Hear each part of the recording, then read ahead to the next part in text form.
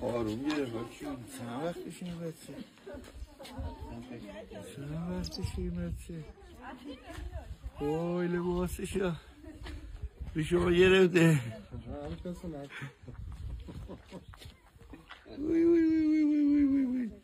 چه ضعیفه چند وقتشه این مادر چقدر؟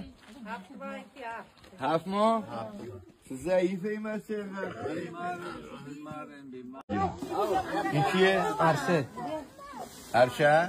تیردار چه شده؟ الان اینجا ماشین تصادف کرد کجا تصادف کرد؟ سیرجا خودش راننده؟ آره راننده ماشینه؟ آره تصادف کرده ماشین الان گیر که باشه بیا توی اتاقش بگی آقا این زندگی خونه ایه بنده خدایی برو تو اون طرفش هم بگی هیچ نکنیم ماو وضعیت زندگی خانواده‌ای آره دیگه ما میگیم باک شما چی دل پای واسه شینا بیا چه؟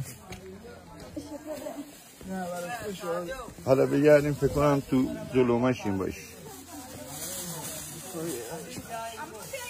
شما ببینم پاتو نه شما بزرگ